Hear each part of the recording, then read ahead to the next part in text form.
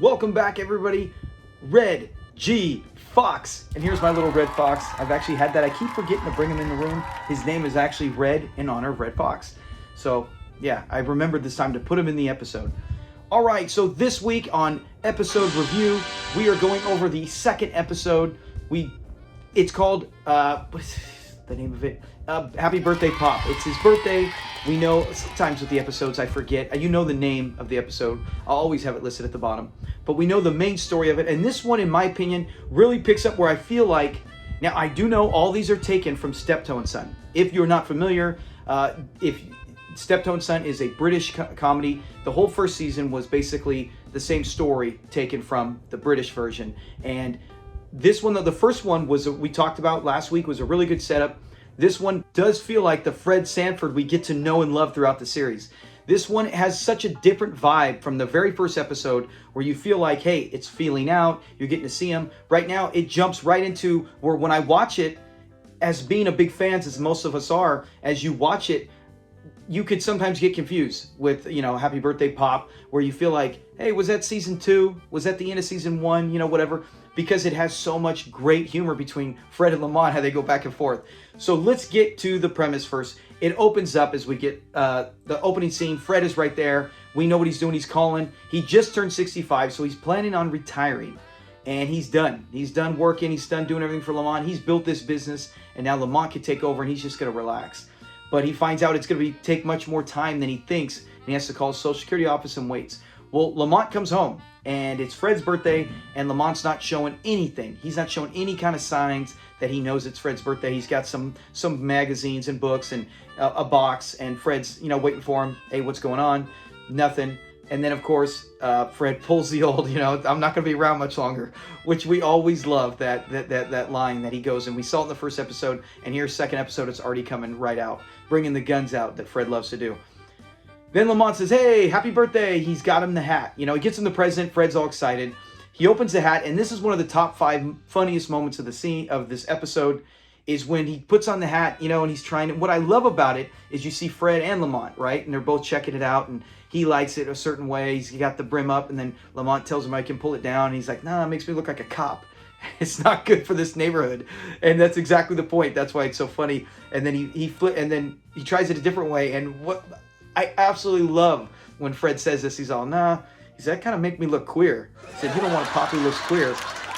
And I don't know, nowadays, because I have everything DVD, you can stream it too, but if it's on TV, sometimes they cut things out like that, but such a great scene. And then Fred pops it his favorite way, but that is a great opening scene with them, father and son, communicating, talking about different ways to wear hats. Lamont, younger generation, Fred, the older, cleaner generation, likes to wear it clean cut, normal way, like Reverend Trumbull, he says. So they get through that, and then he gets the birthday card. And as he opens up the birthday card, he starts to read it.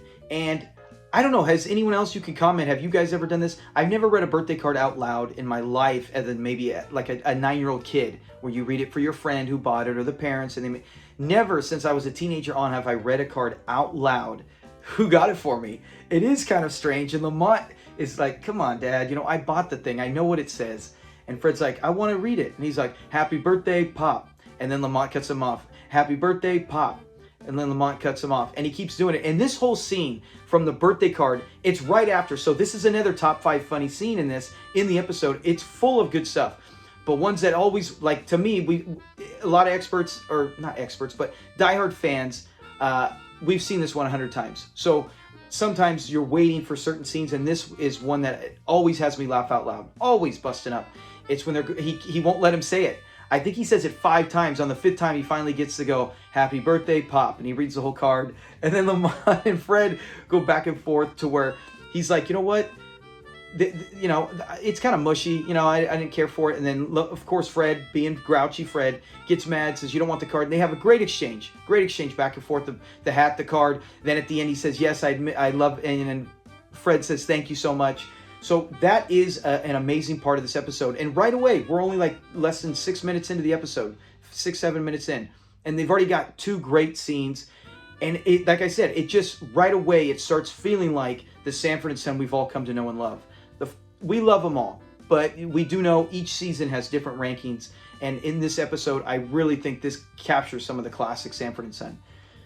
So he finds out, hey, we're going to go out tonight in the town. And this is why this is one of my favorite episodes, is because it's for his birthday. Fred, it gets super excited, and it shows us, I'll cover that later. So they go out. The first place they go to is a bar. They go to the bar, and it's real fancy, real nice. Honestly, to me, I'm not even really much of a drinker. I wouldn't even enjoy the place. I would look around, and I would have gotten a Shirley Temple, and that's what Fred tries to get. They sit down, and Fred's like, it's not his style, and he starts talking about it. They could have bought some cheap beer for the price of the drink, and that's what Fred is. He wants it simpler. Lamont, remember we talked about this stage. Lamont is trying to break out. He's trying to be more successful. He wants to make the big deals, and he wants to say, hey, we're going out on the night. We're going to have nothing but the best. And he doesn't let Fred order Shirley Temple, and he gets some old-fashioned drink that it looks really weird. It's got pineapple, all this stuff coming out, and another classic part we get to see throughout Sanford and Son is how everything burps. This kind of beer makes him burp. When they go out for Chinese food, it makes him burp, and that's a trademark Fred Sanford line, to where everything always makes him burp, especially things he doesn't like. So he gets the drink, and they got nothing, no pinball machine, no beer on tap. And it's just, and Fred lets you know, right? And this is why I think it doesn't feel like the first episode where they're just setting it up. It feels like you're already in. You already know everything about these guys, and they're showing us at the same time that Fred is basically has these standards, and this is what he likes. He doesn't have low standards. He has, hey, $3 and I'm good for the night. I can get beer, I can hang out, go to park, go hang out at home, and have a great time with my hat and watch TV.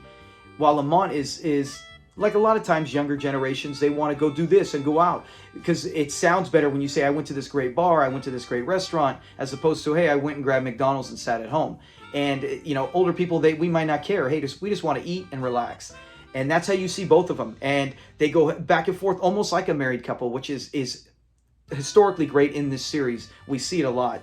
And as he gets the drink, the old fashioned, he takes it, and it's nasty. And this is a very funny moment when he sits there and goes, oh man, it's like syrup. If I'm going to get syrup, you might as well serve me some hotcakes.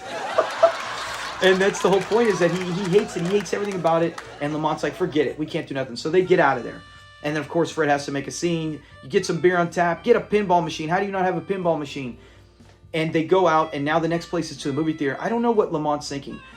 Just knowing Fred from the first episode, I cannot see how he would like. They go to the movie and see Fiddler on the Roof.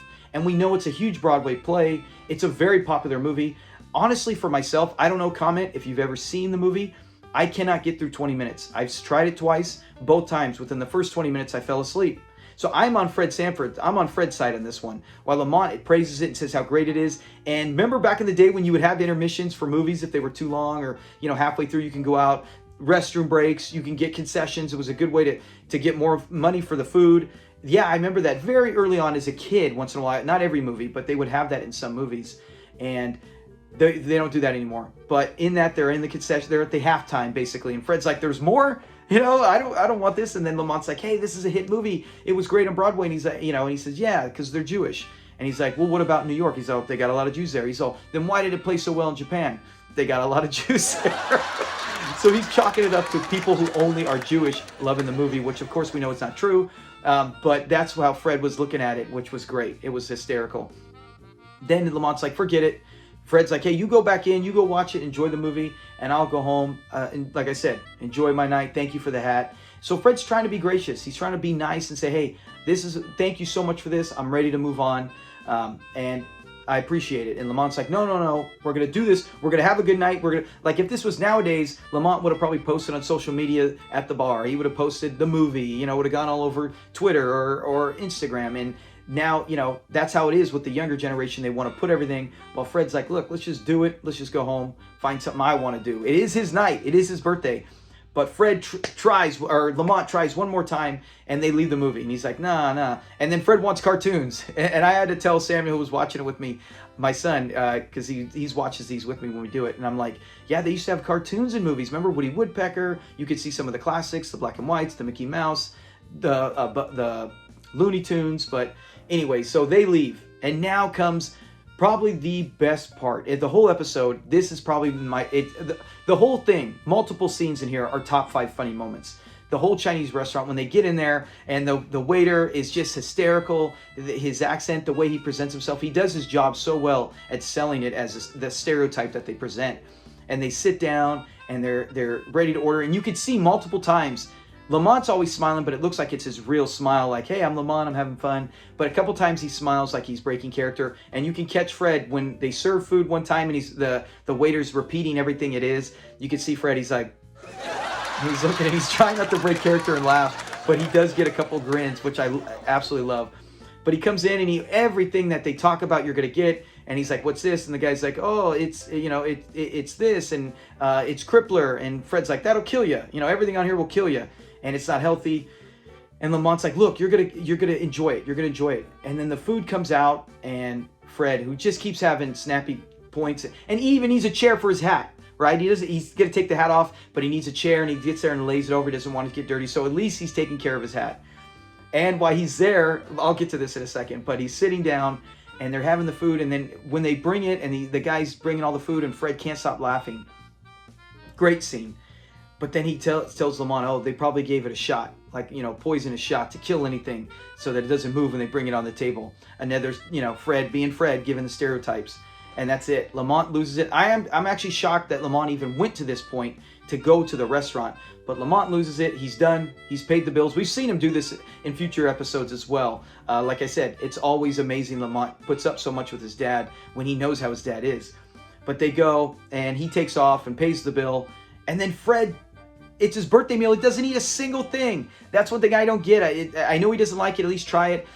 And remember, before when he goes to order, he tries to order ham hocks and all his favorite foods, which he does all the time. They go to a Mexican restaurant, Chinese restaurant. Doesn't matter, whatever it is. When they ask what it is, he always says that and wants to put that out there. So that was hysterical. Fred's like, no, nothing. And he's all, you want doggy bag? And he's like, no. And Fred's like, forget it. And the guy leaves. And Fred throws the towel over the top. But while they're there, here's a fun fact. The guy who actually shows up there, who's Fred sitting next to, is in multiple times. He's later on Sanford and Son, the episode where Lamont is at you, where he plays, I think it's titled that, but where he's an actor. And he chokes the lady, and Fred thinks he's killing a white woman in his house. And then they go back to her house, and it's her father. He's there. But a great ironic coincidence, which I'm guessing they planned. For fans of the show Sanford, in that one where he goes out with his date, right? He goes to George's, her favorite restaurant. It's a real high-class restaurant. The actor who's at the other table, who's with his daughter, who's really a younger girl, probably 3 times younger than him, is that same actor. And he sits there and Fred talks to him and tries to sell him a watch because he doesn't. The point is, it's so ironic that season 1 there, season 1 Sanford, they bring the exact same actor back. He actually looks younger in Sanford than he did in the Sanford and Son, probably like 9 or 10 years before. But he's in there, nice guy, and then Fred has to share about his thoughts on the movie. And then when he goes, oh, I heard the movie was really good.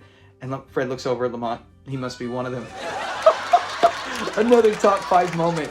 It's just, there's so many quick one-liners, but the story in this one is so good. And this does another good job in the series for being a second episode. This is, to me, I could see someone putting this in their top 20 ever. Because of everything they do, it is hysterical, and it feels like there's a laugh every 2 minutes. But it doesn't get away from like a bunch of one-liners or just Fred being Fred. It is a great story, great chemistry with the actors, and even the side characters in this one. From the waiter to the customer next to him when he leaves, Fred's like, hey, that's a nice white guy. And it just, the way they pull it all off, the concession stand guy at the movie theater. So yeah, it was, even the bartender, everything was believable. They did a great job in this one. And this is an episode I think is a step up from the original, the very first episode.